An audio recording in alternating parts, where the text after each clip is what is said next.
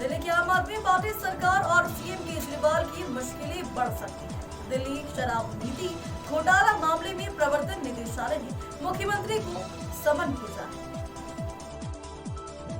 एक तरह से सुप्रीम कोर्ट ने सिद्ध किया है कि लगभग 338 करोड़ रुपया का मनी ट्रेल तो स्थापित होता है।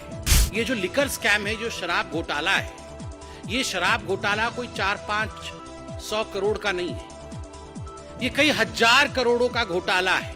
जब टिप ऑफ द आइसबर्ग, जिसको अंग्रेजी में कहते हैं, एक छोटा सा हिस्सा ही इतना बड़ा है, तो पूरा ये लिकर स्कैम कितना बड़ा होगा।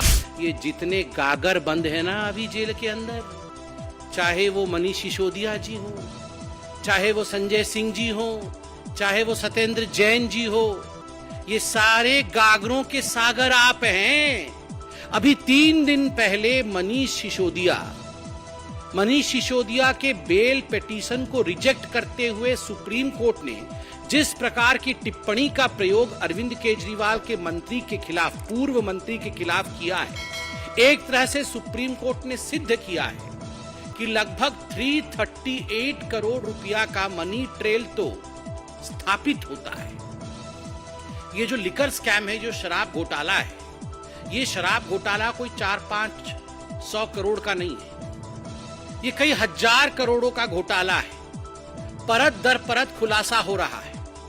मगर सुप्रीम कोर्ट में जब ये कहा जाता है कि लगभग 338 करोड़ रुपया का ट्रेल स्थापित होता है, तो आप सोचिए, जब टिप ऑफ द आइसबर्ग, जिसको अंग्रेजी में कहते हैं, एक छोटा सा हिस्सा ही इतना बड़ा है, तो पूरा ये लिकर स्कैम कितना बड़ा होगा। और इसमें अरविंद केजरीवाल जी की जांच होनी चाहिए या नहीं होनी चाहिए, ये आप डिसाइड करिए। आप मतलब जनता डिसाइड करिए। मुझे तो आश्चर्य लगता है, ये वही अरविंद केजरीवाल बगल में फाइल दबा करके ये रोज 4 बजे, जब राजनीतिक पार्टी नहीं थी, तो प्रेस कॉन्फ्रेंस करते थे, आप ही लोग बैठे होते थे और प्रेस कॉन्फ्रेंस में कहते थे, आज मैं शीला दीक्षित के खिलाफ खुलासा करूंगा, आज मैं रॉबर्ट वाड्रा के खिलाफ खुलासा करूंगा, आज मैं सोनिया जी के खिलाफ खुलासा करूंगा, आज मैं लालू प्रसाद यादव के खिलाफ खुलासा करूंगा, मेरे पास ठोस सबूत हैं।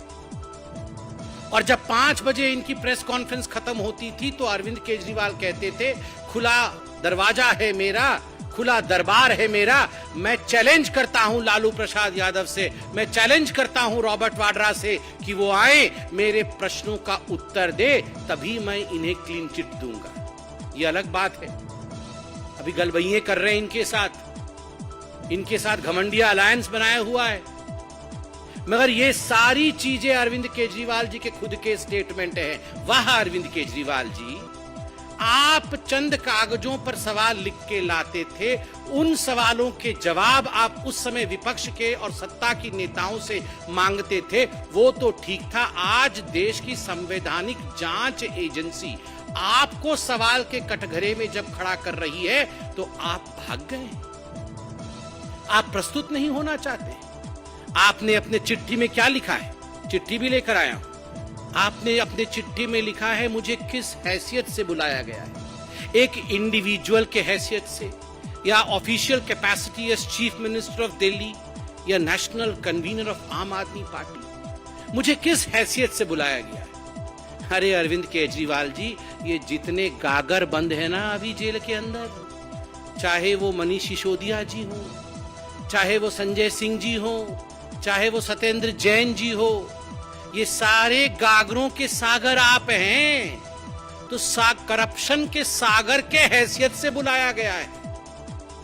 आप जो जानना चाहते हैं कि किस हैसियत से आपको बुलाया गया है, as the ocean of corruption, as the source of corruption, from where corruption emerges in Delhi, जहां से करप्शन जन्म लेती है, उसके बाद मनीष सिसोदिया जी तक पहुंचती है, जहां से उद्भव होता है करप्शन का, और उसके बाद वो पहुंचती है सत्येंद्र जैन के पास, जहां से करप्शन आरंभ होता है और उसके बाद वो पहुंचती है संजय सिंह के द्वारे, उस सोर्स के रूप में आपको बुलाया गया है।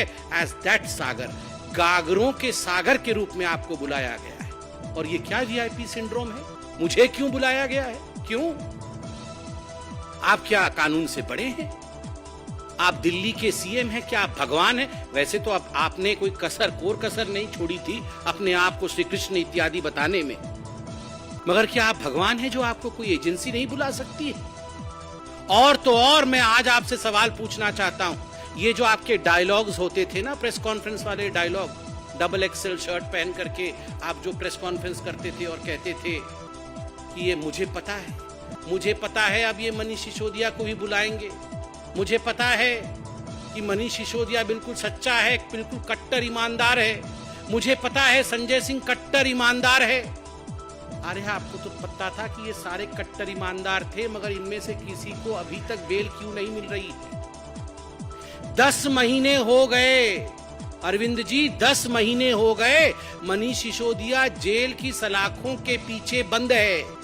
लगभग 6 बार सर्वोच्च न्यायालय तक जा चुके बेल एप्लीकेशन लेकर, और क्या कहा न्यायालय ने बड़े स्पष्ट रूप से कहा, one aspect regard to the transfer of money ₹338 crores is tentatively established. We have therefore dismissed the applications for bail. ये कहा है सुप्रीम कोर्ट ने मनीष सिसोदिया जी को लेकर। क्यों? इतने कट्टर ईमानदार थे अरविंद केजरीवाल जी आपके अनुसार, तो बेल रिजेक्ट क्यों हुआ? आप संजय सिंह जी के लिए कह रहे थे ये बड़े क्रांतिकारी नेता हैं, इनको फंसाया जा रहा है बीजेपी की ओर से। कोर्ट ने क्या कहा? राउज एवेन्यू कोर्ट ने जो कहा है, मैं कहता हूं, in prima facie view of this court the fact stated and material placed before the court nowhere show or suggest that his arrest in the present case is unwarranted or unreasonable, as allegations have been made against him or his being directly associated with activities related to the proceeds of crime of the present case. ये बहुत स्पष्ट रूप से कहा गया है कि कोई जो एलिगेशन लगाते थे आप कि ये पॉलिटिकली मोटिवेटेड है, ऐसा नहीं है। मटेरियल जो रखा गया है कोर्ट के सामने वो दिखाती है कि ये अनरीजनेबल नहीं है। खबरें जो आपको सीधे जोड़ती हैं हमसे, जिनका आपकी जिंदगी पर होता है सीधा असर, खबरों की वही तस्वीर, बिना बदले बिना डरे, जज्बा सच का लिए, सच दिखाते हैं। चाणक्य न्यूज इंडिया, हम हैं हिंदुस्तानी।